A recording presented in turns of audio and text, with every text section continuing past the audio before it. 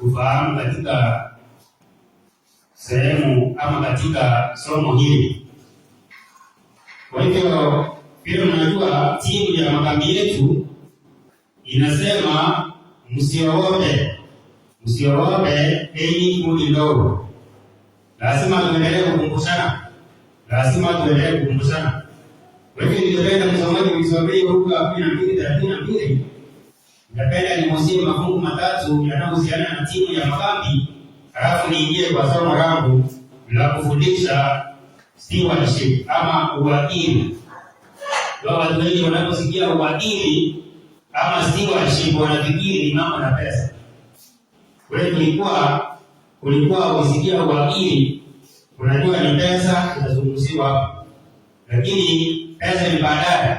Utakapo kujifundisha kuanzia saa hii mpaka utakapomaliza siku ya Jumamosi, utakuwa unaelewa uwakili ni nini na unafaa kukua kwa njia gani. Usoma hiyo ni Luka 12:34 nasema hivi. Msiogope enyi kundi ndogo. Yesu anaambia wanafunzi wa kipindi chake kwamba msiogope enyi kundi ndogo, kwa kuwa Baba yenu ameona vyema kuwapa ule ufalme. Kwa hivyo na sisi kwa kipindi hiki tunapojiangalia tunajiona tuko wachache. Kwa hivyo tunaweza kukadai kwamba andiko hilo linatuhusu sisi kwamba kwa sababu tuko wachache hatufai kuogopa, kwa sababu imesemekana kwamba wale wachache ndio watapewa ufalme. Mtu anaweza akaingia kwa hiyo andiko akafikiri ni hivyo, lakini sio hivyo. Hao wachache ambao wanaambiwa watapewa ufalme ni watu wa namna gani? Yesu alisema katika Mathayo 18:20, kusoma tusikie. Kwa hivyo hao ambao ni wachache ama ni kundi dogo, tuna vigezo ambavyo lazima wawe navyo.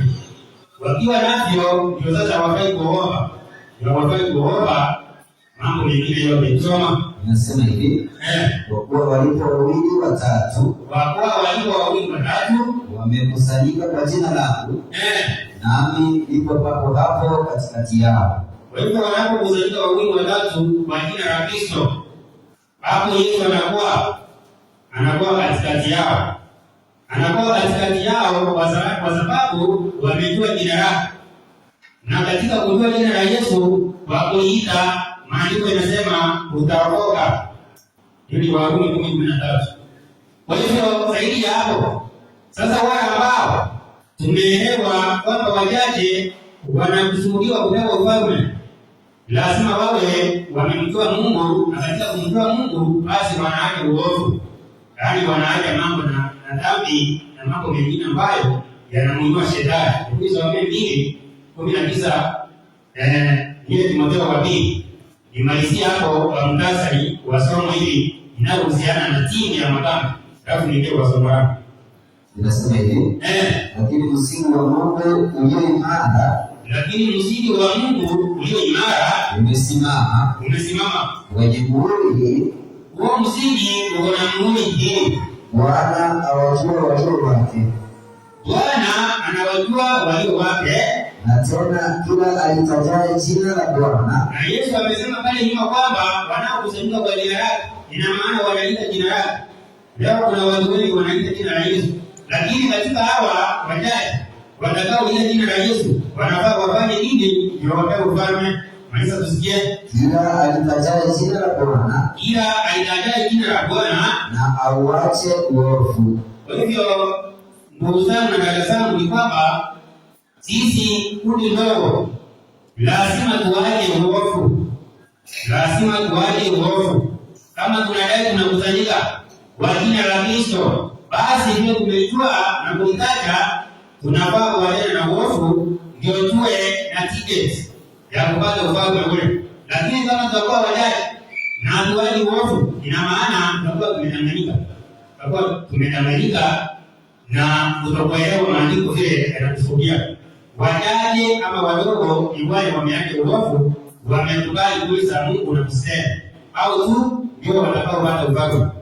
Hiyo ni mtasa tu inaendana kwa kichwa cha makambi. Sasa wacha niingie kwa somo langu, na ningependa mnijue ambaye anaangalia masaa baki dakika 10 mimi niambie ili nipate kumaliza kwa muda. Sasa katika swali hili kama swala hili la uwakili kwanza tunafaa kuelewa uwakili ni nani? Yakobo 1:7 kitabu cha Tito 1:7 utanisomea mpaka aya ya 9. Tito 1:7 inasema maana imempasa askofu au mtu asiyeshtakiwa neno. Inampasa askofu awe mtu asiyeshtakiwa neno, kwa kuwa ni wakili wa Mungu. Kwa kuwa ni wakili wa Mungu. Kwa hivyo maandiko amemtambulisha askofu kama wakili wa Mungu. Sasa huyo askofu anafaa afanye nini na nini ndio wakili wako utambulike? Kuendelea. Asiwe mtu wa kujipendeza nafsi yake. Si mtu wa kupendeza nafsi yake au kujipendeza. Asiwe mwepesi wa hasira. Asiwe mlevi wala mgomvi. Asiwe mpenda mapato ya aibu. Kwa hivyo askofu, unasikia hapo sasa imezungumzia mzee wa kanisa kulingana na Timotheo wa kwanza 3:1. Lakini baadaye utajikuta hata wewe ndani. Baadaye yeyote ambaye amekubali kweli za Mungu ni wakili. Kwa hiyo baba tumeanza na mbali kwamba askofu mtaji ulianza aya ya 5 inaanza kuzungumzia wazee wa kanisa. Sasa inaanza kutuelezea vigezo wanafaa kuwa navyo. Na inasema kwamba asiwe mtu anayependa mambo ambaye anapenda mambo ya kidunia ama anajisifia. Sasa nisomea aya ya 8 msomaji. Inasema hivi. Bali awe mkaribishaji. Huyu anafaa awe mkaribishaji, anapenda wema, mwenye kiasi. Sasa hapo kwa kiasi. Saa hii si tunajua sisi wana matengenezo na tunafaa kutengeneza yote ambayo Mungu ametuonyesha si mapenzi yake, lazima tukataane nayo. Sasa hii andiko linasema awe na kiasi. Kiasi katika nini? Katika kila jambo. Ukianza na vyakula ili mnajua kabla hamjatoka kule tulikuwa tunakula vile tunataka. Tulikuwa tunavaa vile tunataka kuvaa. Hadi Mungu alikuwa anasema niwaeleze wa badini. Ninaendelea kusema hivi. Mwenye haki. Mtakatifu.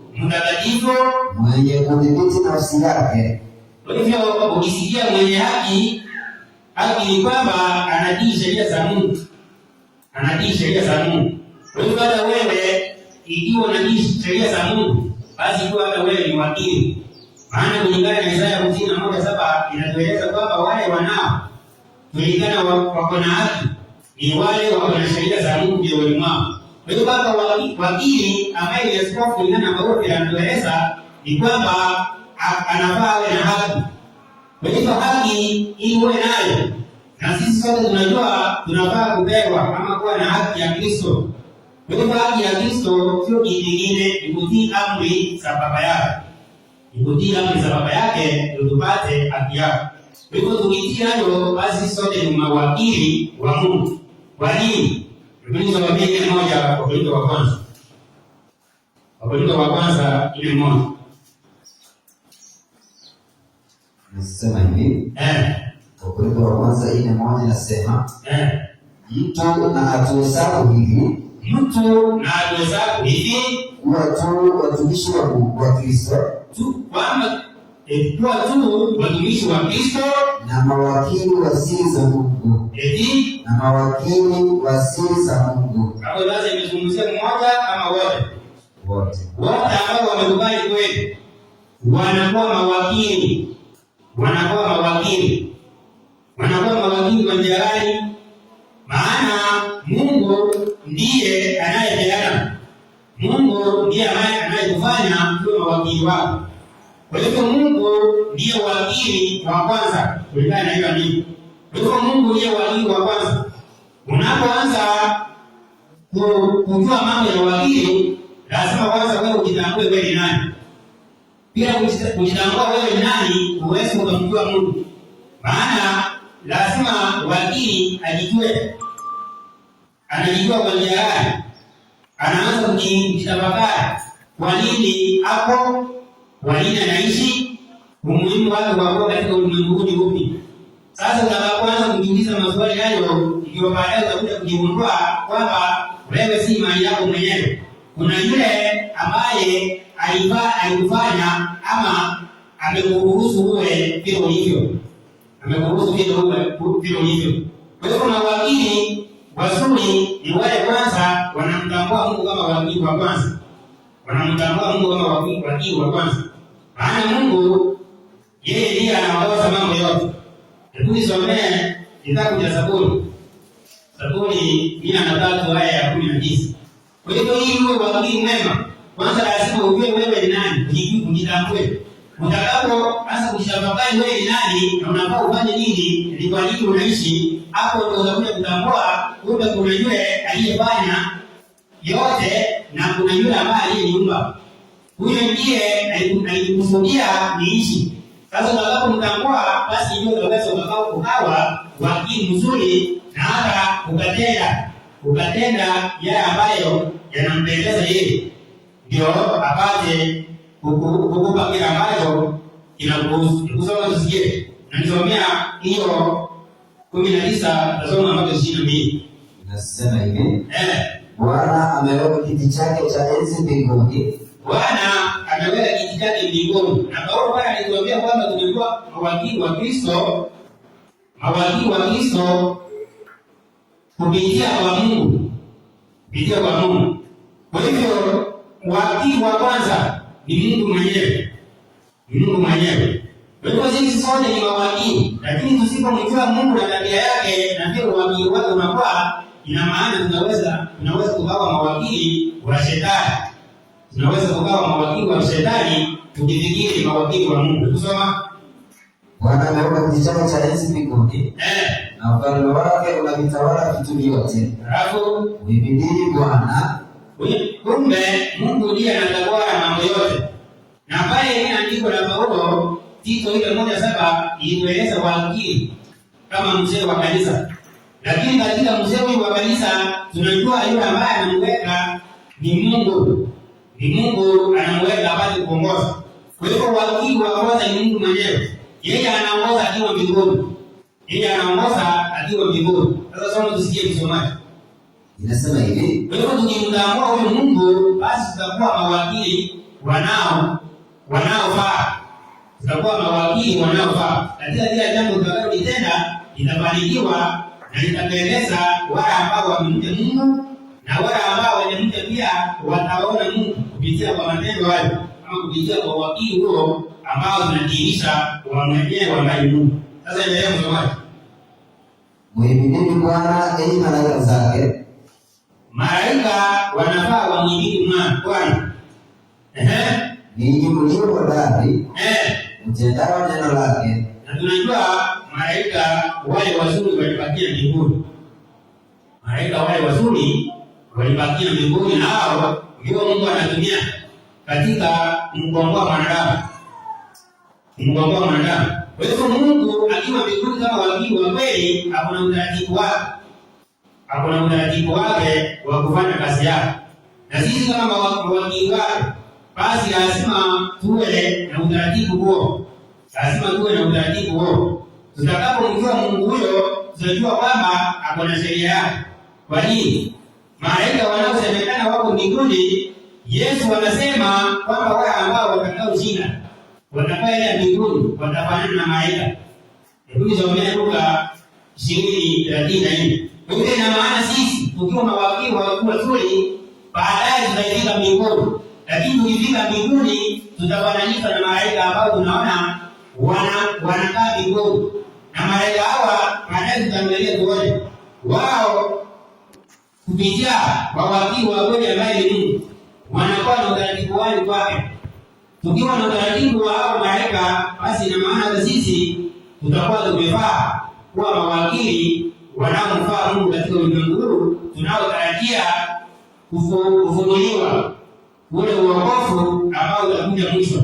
Sasa nisome hiyo Luka 20. Maana tunaona Mungu anakaa mbinguni na anaongoza kutoka hapo. Na maandiko inaeleza malaika wapate kumwamini. Ina maana malaika pale mbinguni wanamfanyia Mungu ibada na wanaenda kulingana na utaratibu wao.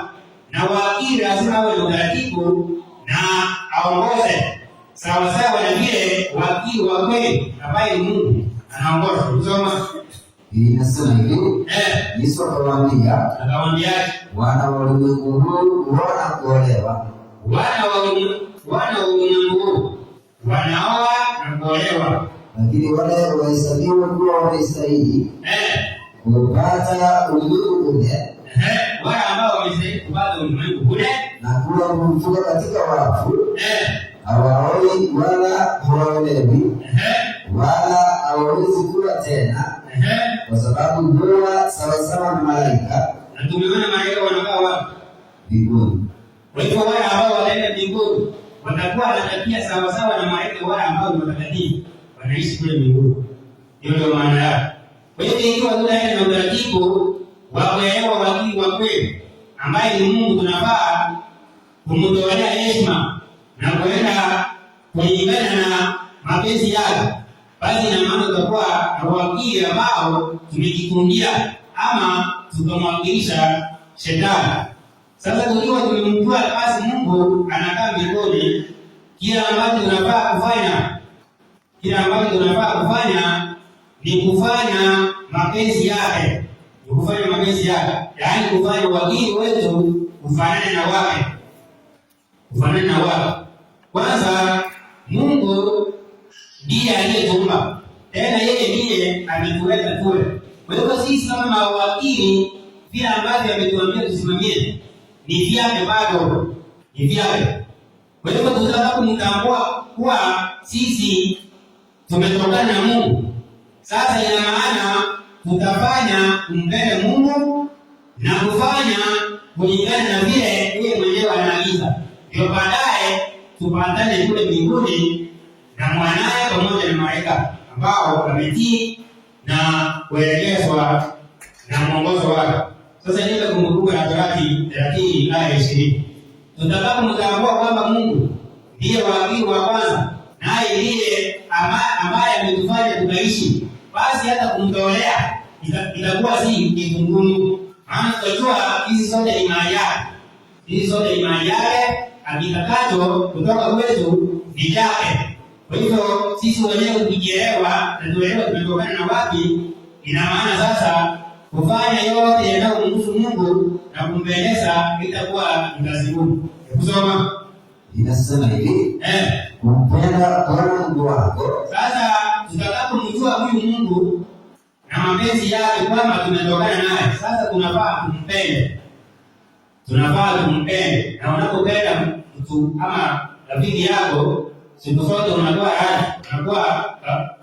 rahisi, unakuwa karibu, unakuwa tayari kufanya lolote kwa ajili ya kuonyesha ama ya kuhakikisha kwamba maisha yake iko sawa. Kwa hivyo tutakapofahamu kwamba Mungu ndiye wakili wa kwanza, naye ndiye anafaa kupewa heshima na mambo yote katika uwakili ambao unatamanika, sasa tunampenda. Kwa nini? Endelea. Kumpenda Bwana Mungu wako, kuitii sauti yake, tena tutatii sauti yake na kushikamana naye, tena tunashikamana naye. Kwa hivyo wakili wa kweli wa Mungu ni yule kwanza anamtambua Mungu, kitu cha pili anatii sauti yake, na cha tatu anashikamana naye, yaani katika kutenda kwake kote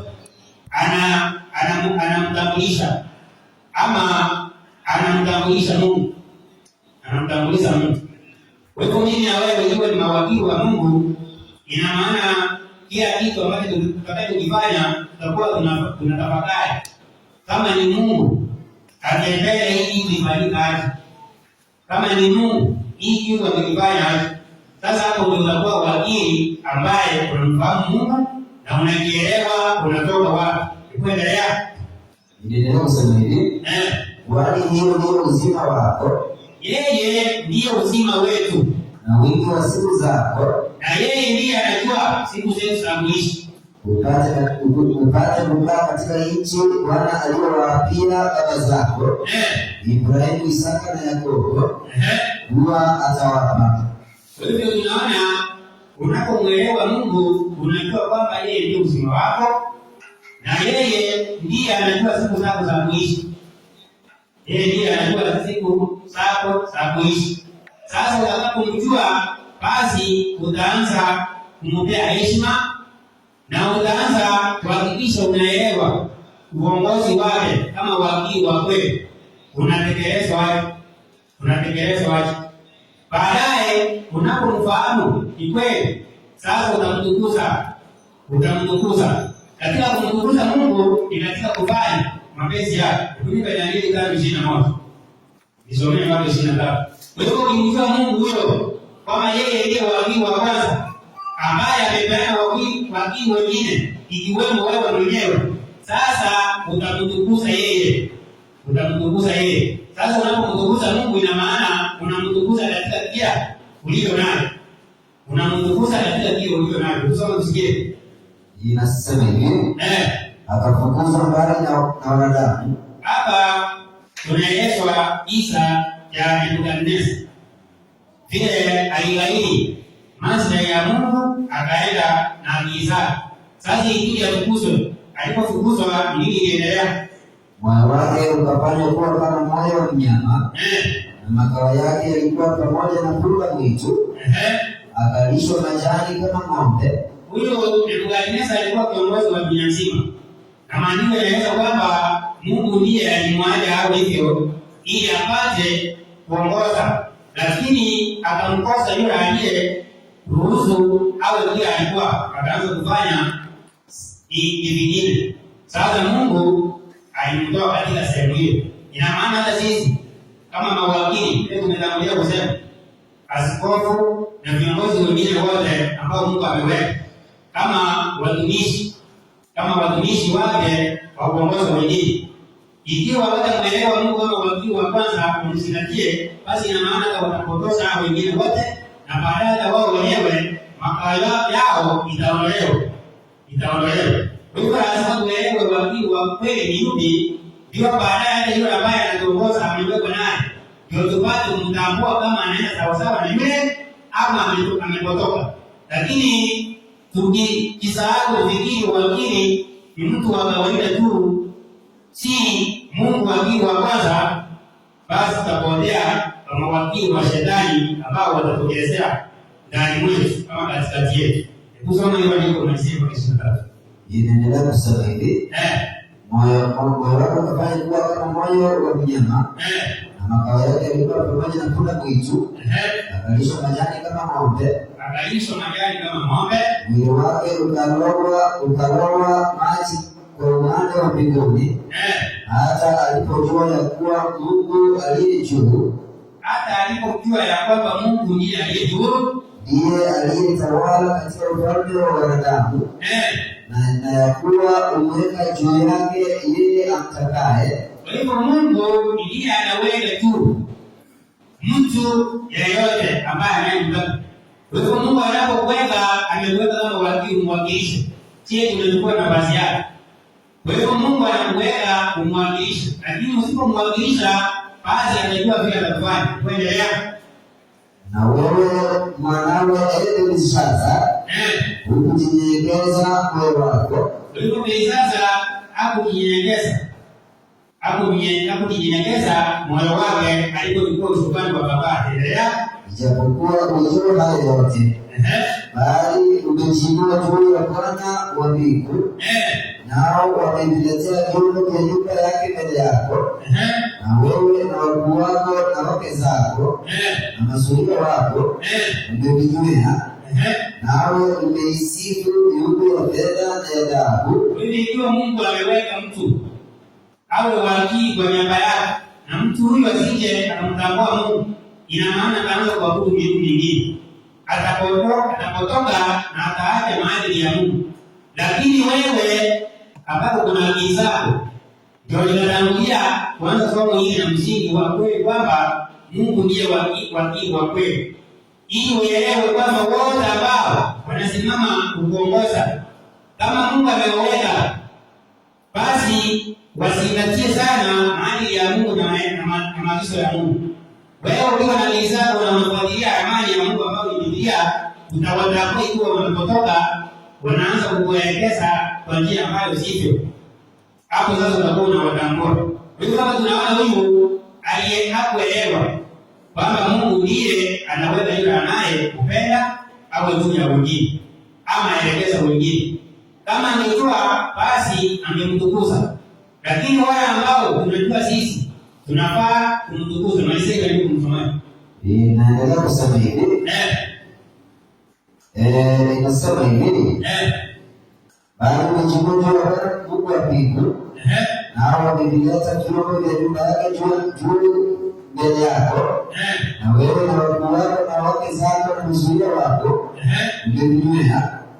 Na hao mlisifu viumbe vya fedha na dhahabu na ya shaba na ya chuma na ya miti na ya mawe, wasioona wala kusikia wala kujua neno lolote. Na Mungu yule ambaye pumzi yako ii mikononi mwako, na Mungu yule ambaye pumzi yako ii mikononi mwake, Mungu ambaye pumzi yako ii mikononi mwake, njia zako zote ni zake, na njia zako zote ni zake, hukumtukuza. Kwa hivyo ukifahamu kwamba yote yaani katika kuishi kwako, ukijua kwamba kuna yule ambaye anakufanya uishi, basi unafaa kumtukuze. Sasa katika kutukuza ndio nikasema sasa kutoa jambo lolote linalohusiana na kutekeleza wajibu wa Mungu. Ulalamiki wala upotezi muda, kwa sababu umemwelewa kwamba yeye ndiye amekufanya kuishi na ufanye yote ambayo unayafanya.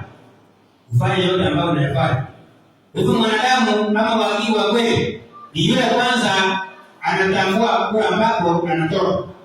Anajua ana-insist kwa nini. Jukumu lako ambapo Mungu alikuwekea niishi ilikuwa ni jukumu gani? Sasa ukitambua hiyo, basi Mungu anaweza kunyakua wewe wakili wako.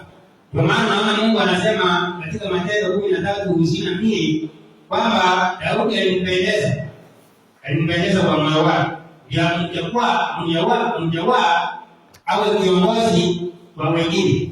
Mimi na maana sisi ikiwa tutakuwa mawakili wa kweli, lazima tuwe tumtambua Mungu na kusudi lake na kutuweka ulimwengu. Sasa ni 17:26 Matendo 17:26. Kwa hivyo wewe na mimi ni mawakili wa Mungu. Lakini ili tuwe mawakili wa kweli, lazima tutue wakili wa kwanza ambaye ametumilikisha cheo hiyo ni nani, ili tutakapoyatenda mengine katika kumwakilisha yeye tuwe tunatenda kwa faida za maisha haya na faida ya maisha yajayo. Tusije tukafanya kwa maisha haya peke yake, baadaye tukuje kujuta na kupotea milele. Maana kuna wale ambao wanafanya kazi hii katika kupendeza wengine, lakini yule ambaye tunafaa kumheshimu na kumpendeza ni Mungu. Ndiye ndiye wakili, naye ndiye anayekuwakilisha ama anayetumikiza. Sasa somo hili inasema hivi. Tutasoma mpaka 28. Naye alifanya kila taifa la wanadamu kutoka katika mmoja. Sasa Mungu huyo alifanya kila taifa katika mmoja, wakae juu ya uso wa nchi wote. Akiisha kuwawekea nyakati alizoziamuru tangu zamani na mipaka ya makazi yao. Kwa hivyo yeye ndiye ameweka mipaka yetu. Kwa hivyo sisi si mali yetu, yeye ndiye ameweka mipaka yetu ili tutekeleze kulingana na mapenzi yake. Ikiwa tuwe sawa na mapenzi yake, basi ina maana siku zetu zinapungua, na baadaye tutapata hukumu ya milele. Inaendelea kusema hivi, mtafute Mungu ingawa ni kwa kupapasa. Hivyo wakili wa kweli ile tumeona lazima aelewe kwa alikotoka na kusudi la mlima anafaa ifanye ili atafute Mungu hata ingawa ni kwa kupapasa. Ijapokuwa hao mbali na kila mmoja wetu, kwa maana ndani yake yeye, kwa maana ndani yake huyu Mungu tunaishi, tunakwenda na kuwa na uhai wetu, kama vile mmoja wetu tunga mashairi aliyosema. Kwa hivyo kile ambacho nimependa ndugu zangu mwelewe ni kwamba wakili ni yule ambaye anamwelewa Mungu na anatekeleza wajibu wake. Sasa unapomwelewa Mungu, tunaeleza kwamba uwe na kiasi. Maana maandiko yanasema miili yetu ni hekalu takatifu. Miili yetu ni hekalu takatifu la Mungu. Sasa ikiwa unamwelewa Mungu ni mtakatifu, tulisomea 3:16-17 wa Korinto wa kwanza. Ikiwa wewe ni wakili wa kweli, basi unajua mwili wako, ndio unamjuzi kwanza. Unaanza na mwili wako kwanza. Baadaye unaingia kwa mwenzako. Baadaye sasa inakuja mpaka hapa kanisani. Lakini ikiwa umemjua Mungu, ina maana hata ukifika hapa kanisani bado hautakuwa wakili mzuri. Maana wewe mwenyewe unatambui, ujielewe. Kusoma inasema hivi, amjua kwa nini umekuwa hekalu la Mungu. Amjua kwa nini umekuwa hekalu la Mungu. Na kwa Roho wa Mungu anakaa ndani yenu. Kama mtu akijaribu hekalu la Mungu, Mungu atamharibu mtu huyo. Sasa unaona, kwa hiyo ina maana wakili wa kweli yule ambaye anajielewa kwenye mtoto kwamba yule ambaye amekufanya ishi ni Mungu, na huyo ndiye amemnikisha hiyo cheo ya kuwa wakili kwa sisi lake. Kwa hivyo katika kutambua hivyo, sasa utajua vile unatunza mwili ambao sio mali yako. Hii kile ambacho unakula kiwe ni kile ambacho kinamtukuza Mungu, ni kile ambacho kinahifadhi hekalu la Mungu, yaani kinaendelea kukutakasa na kukufanya uwe na tabia ya Mungu. Ndio maana Yesu akasema wale watakaoenda watafanana na malaika, na malaika wale ambao wako mbinguni ni watakatifu. Kwa hivyo sisi kama mawakili lazima kwanza tujitambue. Kama wewe ni mwanamke, lazima kwanza uelewe Mungu anasema hata katika masuala ya mavazi. Inafaa nivae. Mungu anasema katika masuala ya mwili wangu, inafaa niongezee kitu ama nisiongezee kitu. Kwa hivyo ikiwa unaelewa Mungu, sasa hapo ndio unaanza kuwa wakili wa kweli. Wakili wa kweli. Sasa ukiwa wakili wa kweli, sasa hapo Mungu atakutumia hata kuwa wakili wa watu wake basi. Wakili wa watu wake, maana mtambua. Umemaliza nini? Kwa 17. Kwa hivyo tunaelewa kwamba katika masuala ya kuwa wakili, kwanza ni kutambulisha, yaani kujielewa sisi. Tuelewe kwamba sisi si mali yetu wenyewe, tumepewa uwezo huo na Mungu. Ili tupate kutumia kutekeleza yaliyo mapenzi yake. Kwa hiyo ikiwa tumemtambua Mungu, ina maana sasa yote tutayafanya kwa kumtukuza Mungu.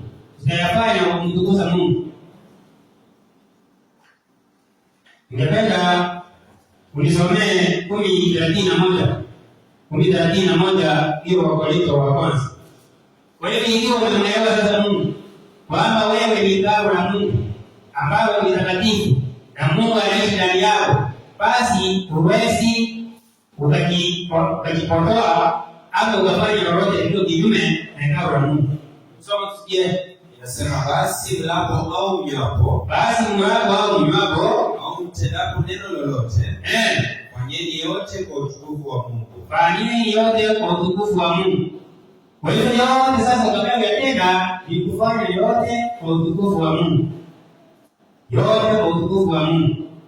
Sasa ikiwa ni katika kupangilia mipango inayohusiana na kutukuza ama kupeleka ukweli wa Mungu, basi sasa unajitolea. Unajua wewe si mali yako, unafaa utumike, maana Mungu alikuumba kwa kusudi hilo. Mungu alikuumba kwa kusudi hilo. Sasa kama ni katika kutoa, maana Mungu vyote ni mali yake, vyote ni mali yake. Kwa hivyo Mungu akitaka jambo lolote anaweza kulitenda, lakini kile ambacho anataka ni moyo wako, ni moyo wako. Mungu hana haja na mali yako, usimletee pesa na wewe umejileta. Mungu hana haja na hiyo. Hebu niwe 15:8 kitabu cha Methali. Kwanza anataka moyo wako kwanza, umuelewe wewe. Wewe ndiye anataka kwanza. Ukimwelewa sasa kuleta hiyo itakuwa shida, hata yeye ataona kwamba ni kitu cha kula unafanya. Ataona sasa unafanya jambo linaloridhisha na linafaa baada ya kutolea moyo kwanza. So 15:8 Methali inasema, nasemaje? Sadaka ya mtu mbaya ni chukizo kwa Bwana. Sadaka ya mtu mbaya ni chukizo kwa Bwana, bali maombi ya mtu mnyofu ni furaha yake. Kwa hivyo mtu mbaya pia tunatoa Mungu.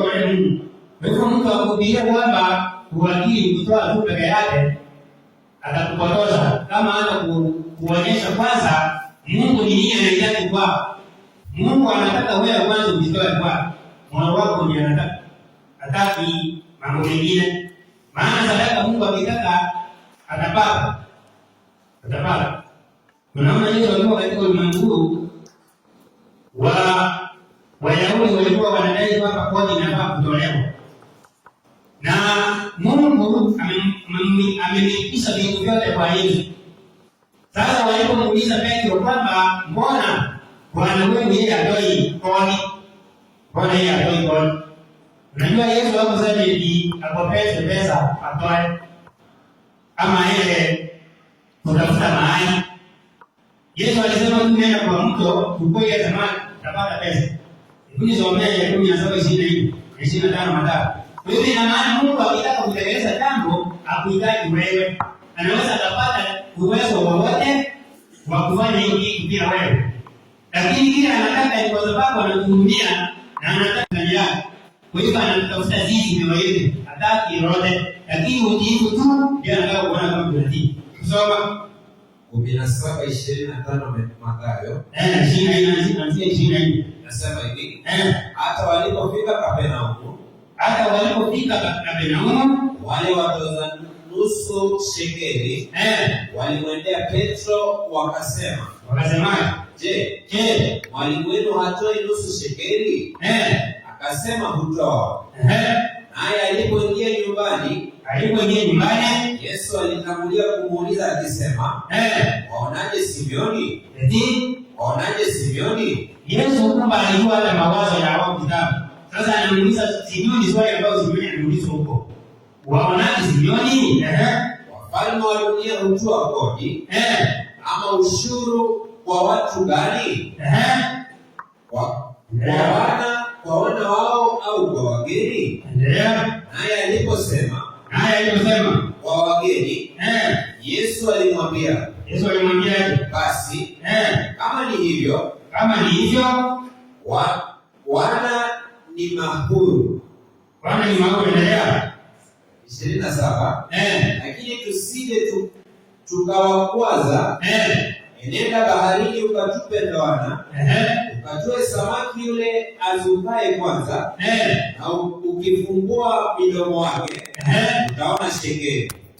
Halafu ichukue hiyo ukawape kwa ajili yangu na kwa ajili yako. Naam. Kwa hivyo mali kila kitu ni ya Mungu. Kwa hivyo yeye alitaka kutekeleza na kutekeleza. Ni pia tu ako na mzuri na huruma za kutupata sisi. Kutuelekeza sisi kuelekea nani maisha ya kweli yale ambao tulikuwa nao kwanza kabla tusianguka kwa dhambi. Kwa hivyo Mungu hizo ndizo anataka. Kwanza moyo wako ndio anataka. Na yule mtu ambaye anajitoa katika moyo wake, yaani moyo wako umelemewa na mambo ya dunia, anamwendea Mungu katika unyofu wake. Tulisomee 51 aya 16 na 17 kitabu cha Zaburi. Baadaye ndio nionyesha utaratibu ambao tunafaa kufuata ili tupate kuwa mawakili wanaopaswa kuwa wa Mungu na wanaosubiri kuwe wokovu. Kwa hivyo nimeanza leo kwa kutambulisha wakili wa kweli nani, na sisi kama mawakili tunafaa tuwe mawakili kwa njia gani.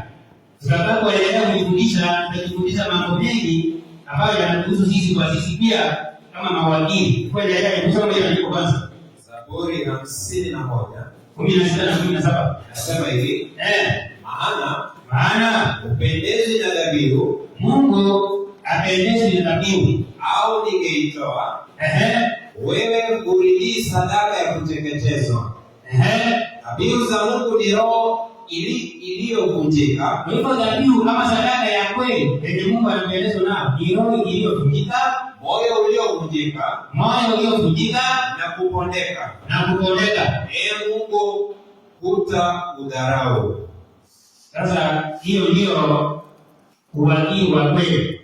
Yaani kwanza unamwelewa Mungu na unajitoa kwake. Sasa Mungu katika kukutumia kuwakilisha masuala yake utakuwa unatekeleza na bado uko na tarajio la kupata uzima ule wa milele. Kwa hivyo hii sasa mawakili hao wa kweli waafike mbinguni. Maana tumeona malaika ndio wanakuwa mbinguni. Kwa hivyo Mungu akona utaratibu wake wa kufanyia ibada. Tumemwelewa na tunafaa tujue utaratibu wake ni upi. Sasa malaika wanatii utaratibu wa Mungu. Kwa njia gani? Hebu nisome 11:19 Ufunuo. Maana mbinguni Mungu akona utaratibu. Yeye kama wakili wa kweli. Na sisi kama mawakili wake, basi hapa kwa hiyo dunia lazima tuende na utaratibu huo. Pasipokuwa na utaratibu huo, basi tutakuwa tunaenda na mawazo yetu kama tunamtumikia shetani. Soma 11:19 inasema hivi, kisha hekalu la Mungu lililoko mbinguni likafunguliwa, na sanduku la agano lake likaonekana ndani ya hekalu lake. Kwa hivyo hapo tunaonyeshwa kwamba Yohana aliona kwamba hekalu la Mungu liko mbinguni na sanduku la agano linaonekana.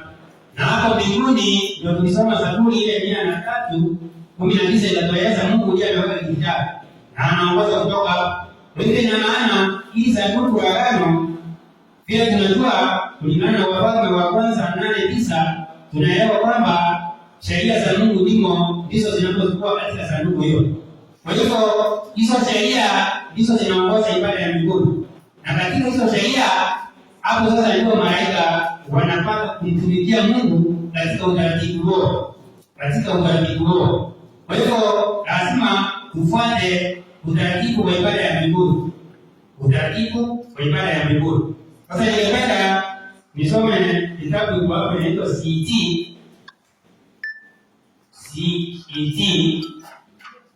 195,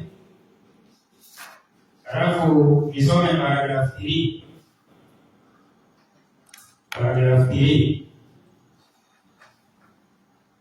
Inasema 195.3 CET, Christian Experience and Teachings. Inasema utaratibu ni sheria ya mbinguni na inapaswa kuwa sheria ya watu wa Mungu duniani. Kwa hivyo unapoangalia sheria ya Mungu kama sanduku la agano liko mbinguni. Na tunaona Yesu anasema wale ambao watakaoenda huko watakuwa kama malaika. Na malaika wanafuata utaratibu huo. Kwa nini nasema hivyo? Ninasoma kitabu kinaitwa I-Writings. Naona kama mtu wangu anaenda kuisha, kwa maana ninaweza kuharakisha.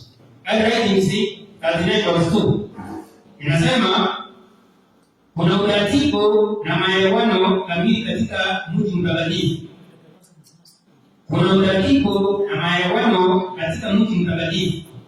malaika wote walioagizwa kuizuru dunia wanashikilia kadi ya dhahabu ambayo wanaiwasilisha kwa malaika kwenye mlango ya mji wanapoingia na kutoka. Kwa hivyo tunaona mbinguni kuna utaratibu, hata malaika wale ambao wanatumwa. Ukisoma Mwanzo 28 aya ya 11 mpaka 12, tunaeleza kwamba Yakobo alikuwa raha mahali alipotoka. Aliota akaona malaika wakishuka wakipanda kwa ngazi. Lakini Mungu anaeleza vizuri kwamba malaika hao wanakuwa na kadi ya dhahabu ambao wanaonyesha wanapoingia mbinguni na wanapotoka. Mimi na maana mbinguni huwezi kuingia, lazima ujitambulishe. Ndio tunatangulia kusema wewe kama wakili wa kweli, pia hizo ambazo kinaingia katika akili yako lazima ujitambue ni kitu gani. Lazima utambue ni kitu gani. Ni mafundisho gani unakubali ingie kwa akili yako. Kwa maana yako ukiwa unaona hii unaanza kutafakari ni kitu gani? Lazima kwanza ukitafakari ukipime ndio kikuingie. Katika kura lazima ujue ni kipi kinaingia na kipi hakiingii. Kwa hivyo hiyo ndio utaratibu. Kwa hivyo malaika kuingia mbinguni na kutoka hiyo kutuhudumia lazima watambulishe kwa yeye ya kuingia huko. Kwa hivyo na sisi pasipokuwa na utaratibu huo, ina maana hatutaweza kumwakilisha Mungu kamilifu katika dunia hii. Kwa hivyo hata katika kupangilia mipango yetu lazima tuwe na umoja. Pasipokuwa na umoja, malaika hawawezi wakajumuika pamoja nasi. Maana wao wanazoea utaratibu. Kwa hivyo wakiona watu wanafanya vitu pasipokuwa na utaratibu, yaani hawana umoja, basi malaika hawatajiunga. Kwa nini ninasema hivyo? Ninasoma kitabu inaitwa 1D ama wacha nisome PCL, Principles of Christian Leaders. PCL 6.3 inasema angels work harmoniously, perfect order that characterizes all their movements. Kwa hivyo tunaona malaika wanafanya kazi kwa umoja na tabia zao zinadhihirisha ile hatua ambao wanachukua ama wanaonyesha tabia zao. Kwa hivyo nasema the more closely imitates the harmony and the order of the angelic host, the more successful will be the efforts of these heavenly agents in our behalf. Kwa hivyo tukionyesha umoja huo, utaratibu huo, ndio sasa hata hivi viumbe vya mbinguni vitatukaribia na kutuelekeza. Na pia tunajua malaika ndio watakao kusanya watu siku ya mwisho katika kuwapa wokovu. Yaani katika ile siku ya wokovu ya mwisho. Hiyo kulingana na Mathayo 13 kusoma 49 mpaka 51, Yesu anaeleza hivi. Kwa hivyo malaika hao tunaambiwa kwamba tukiwa na umoja wanashirikiana pamoja nasi. Na tunaona wako mbinguni wako na umoja. Kwa hivyo na sisi kama mawakili wa kweli lazima tuwe tunashirikiana katika kila jambo, ndio malaika hao pia wawe pamoja nasi. Sasa inaendelea kusema if we see no necessity of harmonious action and disorderly and disciplined and disorganized in our course of action, angels who are thoroughly organized and move in perfect order cannot work for us successfully. Wewe na maana hata kufika kule mbinguni hatutafika. Tunaweza tukawa mawakili, lakini mawakili ambao hawaelewi nani ambaye wanafaa kupendeza na wanafaa kutekeleza watu kwa njia gani. Kwa hivyo lazima kwanza tuelewe uwakili wa kweli, na wakili wa kweli ni nani, na kusudi lake la kuweka mawakili wengine ambao ni wanadamu ni lipi. Sasa tukiwa hapo na tukiwa na uelewa huo, basi ina maana tutakuwa tunatazamia faida ya kupata uzima ule wa milele baadaye. tutakuwa na assurance kwamba tunatarajia uzima wa milele baadaye. Sasa kwa sababu unaona mwenyekiti aliniwatia simu kwamba muda umeenda, sitapenda kuenda sana, nitapenda kukomea hapo. Kuanzia kesho tutaanza kuangalia mambo mengine sasa yanayohusiana na sisi kwa sisi, na vile tunafaa kukaa na kuishi na watu wengine, na pia katika kutekeleza masuala ya kanisa la Mungu mpaka ipate kusimama na kuonyesha tabia ya Mungu. Kwa hivyo hayo mengine tutakuja kuyazungumzia sasa katika hizi siku zimebaki. Kwa hivyo waje nikomea hapo, tupate ombi, baadaye nafikiri tutaingia katika kipindi cha maswali. Maana niona mwingine akisema kuna maswali na hakuna muda. Kwa hivyo waje tu niache muda huo ili maswali haya yapate kujibiwa. Kwa hivyo waje tu.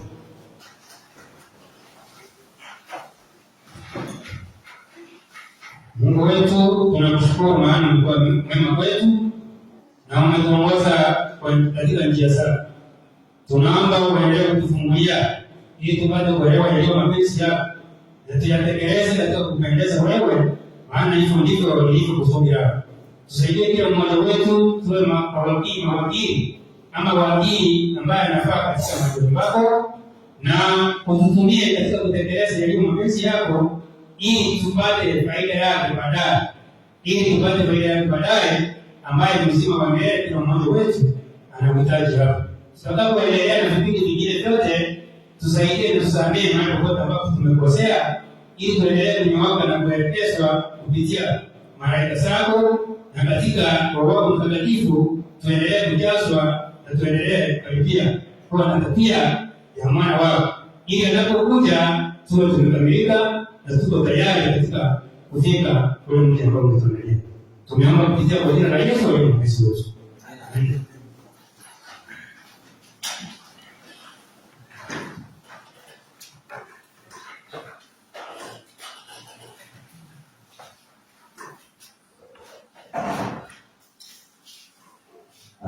Asante sana mtumishi Geoffrey Mbaka kwa sababu ya ujumbe mzuri. Natumai ya kwamba tumeweza kufaidika pakubwa kuhusiana na hili swala la uwakili. Tunataka kuingia katika kipindi kingine, kipindi cha maswali na majibu. Kwa hivyo ningependa kwamba wale watu ambao wana maswali kuhusiana na mada yoyote ile